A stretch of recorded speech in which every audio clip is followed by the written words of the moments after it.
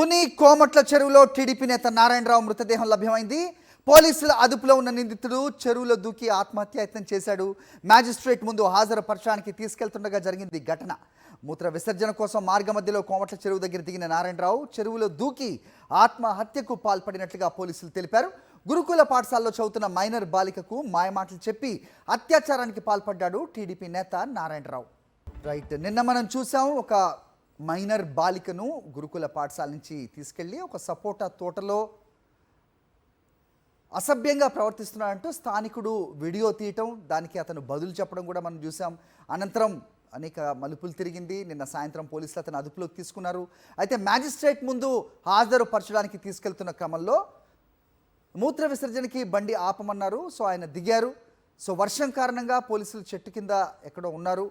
So అతను పరుగున వెళ్ళి చెరువులో దూకి ఆత్మహత్యాయత్నం చేశాడు.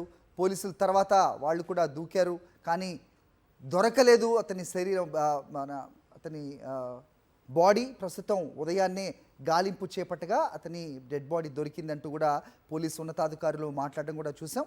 ఓ మైనర్ బాలికకు మాయమాటలు చెప్పి అత్యాచారం చేశాడు టీడీపీ నేత నారాయణరావు. ప్రస్తుతం అతని మృతదేహం లభ్యమైంది.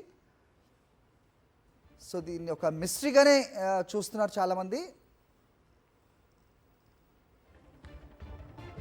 రైట్, ఈ ఘటనపై ఉన్నతాధికారి డిఎస్పీ ఏమన్నారు ఒకసారి చూద్దాం. తర్వాత మా కరెస్పాండెంట్ ఇచ్చే డీటెయిల్స్ కూడా ఉంటాయి. కోమటి చెరువు ఏదైతే ఉందో అక్కడ ఈ నిందితుడి యొక్క రిక్వెస్ట్ మేరకు వీళ్ళు ఆపారు. బండి ఆపి ఆయనకి సమ్ నేచురల్ కాజ్ అనండి లేదా బహిర్భవనం దానికి అవకాశం ఇచ్చారు. ఇచ్చినప్పుడు మిస్ చేయడని చెప్పి వాళ్ళు మాకు తెలియపరిచారు.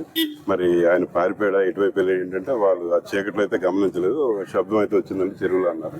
కాబట్టి మ్యాక్సిమం చెరువు అని చెప్పేసి వెంటనే నేను మన అతని రూరల్ సీఏ గారు, టౌన్ సీఏ గారు వచ్చి ఏరియంతా కూడా పరిశీలించడం జరిగింది. అలాగే ఫైర్ సర్వీస్ వారికి కూడా ఆ టైంలో మనం ఇన్ఫర్మేషన్ ఇచ్చాం. వారు కూడా వచ్చారు, కానీ ఆ టైంలో పూర్తి స్థాయిలో ఆ వాతావరణం అనుకూలించుకో వాళ్ళైతే చేయలేదు. అంటే అప్పుడు ఇంకా పూర్తిగా చెరువులోనా లేకపోతే చుట్టుపక్కల ఎక్కడ ప్రాంతం నుంచి కన్ఫర్మ్ కూడా కాలేదు మాకు. ఇప్పుడు ఉదయం వచ్చిన తర్వాత ఈ గజెత్తగాలు రావడం ఇదంతా కూడా ఈ సెర్చ్ ఆపరేషన్స్లో బాడీ ట్రేస్ అవడంతో దానికి రాత్రి వాళ్ళు ఏదైతే శబ్దం వచ్చిందని చెప్పారో దీనికి కూడా కరెక్ట్ అని చెప్పి ఇప్పుడు అనిపిస్తుంది. నేచురల్ కాజ్ అన్నది అది కూడా ఒక రకమైన హ్యూమన్ రైట్. అది కూడా ఒక రకం మనం దాన్ని నిరాకరించడానికి లేదు.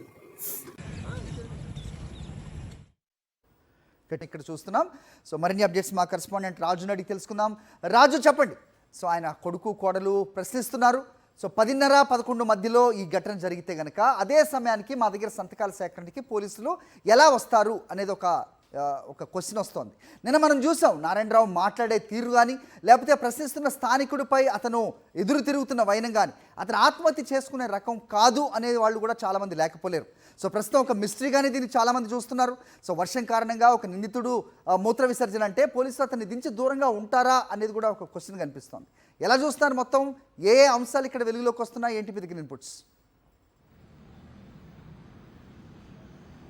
రైట్ హరి, మైనర్ బాలిక మాయమాటలు చెప్పి అత్యాచారం చేసినటువంటి టీడీపీ నేత నారాయణరావు ఆత్మహత్య పట్ల అతని కుటుంబ సభ్యులే అనుమానాలు వ్యక్తం చేస్తున్న పరిస్థితి ఉంది.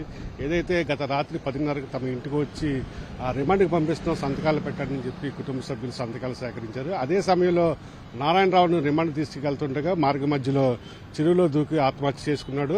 అయితే ఆత్మహత్య చేసుకున్న విషయాన్ని ఉదయం 7 గంటలకు మాకు పోలీసులు తెలియజేశారు. అదే సమయంలో మాకెందుకు తెలియజేయలేదని చెప్పి కొన్ని అనుమానాలు అయితే వ్యక్తం చేస్తున్న పరిస్థితి అయితే ఉంది. ముఖ్యంగా నారాయణరావును తుని రూరల్ పోలీస్ స్టేషన్ నుంచి మ్యాజిస్ట్రేట్ తీసుకెళ్తుండగా మార్గ మధ్యలో ఉన్నటువంటి రోడ్డు మీద ఉన్నటువంటి సీసీ కెమెరా ఫుటేజ్ బయట పెట్టాలని చెప్పి వారంతా కూడా డిమాండ్ చేస్తున్న పరిస్థితి. అక్కడ ఆ ఘటనా స్థలానికి చేరుకున్న తర్వాత ఆ మృతదేహం చూసిన తర్వాత వారు ఆ పోస్ట్ మార్టం పంపించేందుకు కూడా అడ్డుకున్నారు. పోలీసుల మీద వాగ్వాదం చేశారు.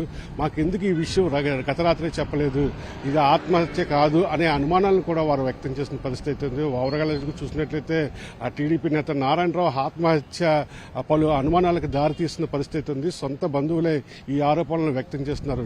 హరి. రైట్. ఆ గురుకుల పాఠశాల ప్రిన్సిపల్ అవ్వచ్చు, లేకపోతే ఎక్కడి నుంచి తీసుకెళ్లారు, దీనికి ఎవరు బాధ్యులు, ఓ బాలికను అలా ఎలా పంపిస్తారు? ఇది మొదటిసారి కాదు అనే అనుమానాలు కూడా వ్యక్తం అవుతున్నాయి. నిన్న మనం చూసాం ఆ వీడియోలో స్థానికుడు ప్రశ్నిస్తున్నాడు, నిన్న ఈ రోజే కాదు, నేను 2-3 రోజుల క్రితం కూడా నువ్వు వచ్చావు బాలికను తీసుకొని కూడా ప్రశ్నిస్తున్నాడు మనం చూసాం. ఇది ఒక్క అంశమేనా, ఇంకా ఇలాంటివి బయటకు వస్తాయని ఈ ఆత్మహత్య అనేది తెరపైకి వచ్చిందా అనే అనుమానాలు కూడా కలగడం మానదు. ఏం చెప్తారు దానికి రాజు? రైట్, ఖచ్చితంగా అయితే గురుకుల పాఠశాల ఉపాధ్యాయులు అయితే అక్కడ ఉన్న ప్రిన్సిపాల్ అయితే మాత్రం తప్పించుకునే ప్రయత్నం చేస్తున్నారని మనకు స్పష్టంగా అర్థమవుతుంది. ఎందుకంటే ఆ బాలిక చెప్పింది తన తాత అని చెప్పి అతను కూడా తన తాతని నమ్మించాడని చెప్తున్నారు. అయితే ఈ విషయంలో బాలిక తాత కాదా అనే విషయంలో ఖచ్చితంగా బాలిక తల్లిదండ్రులు, అంటే తండ్రి లేడు, తల్లి ఉంది, అలాగే విధంగా అమ్మమ్మ కూడా ఉంది, వాళ్ళని పిలిపించి పలానా వ్యక్తి వస్తున్నాడు, ఈ వ్యక్తి ఆ బాలికకి తాత అవుతాడా, లేకపోతే ఏం మీ బంధుత్వం ఉందన్నది కూడా ఖచ్చితంగా కన్ఫర్మేషన్ చేసుకోవాలి. ఎందుకంటే ఇప్పటికే 3-4 సార్లు ఆ వ్యక్తి వచ్చి ఇంజక్షన్ పేరుతో లేదా ఇతర కారణాల పేరుతో బయటికి తీసుకువెళ్లి గంటలో తిరిగి పంపించేస్తానని చెప్పి తీసుకెళ్లినప్పుడు అక్కడ ఉన్నటువంటి గురుకుల హాస్టల్ సిబ్బంది ఏ విధంగా నమ్మారు, వాళ్ళ తల్లిదండ్రులు పిలిపించి మాట్లాడారా అనే అనుమానాలు కూడా వ్యక్తమవుతున్న పరిస్థితి అయితే ఉంది. ఖచ్చితంగా ఎవరైతే ఈ విషయంలో నిర్లక్ష్యంగా ఉన్నారో, ఎందుకంటే ఆ బాలిక చాలా 13 ఏళ్ల బాలిక, లోకం పోకడ తెలియని అమాయకురాలు, అతను నారాయణరావు మాయ మాటలకు నమ్మింది, తాతని చెప్పింది, ఆమె కూడా ప్రయత్నం చేసింది, మేము నమ్మేశామని చెప్పి చాలా లైట్ గా తీసుకున్న పరిస్థితి ఉంది.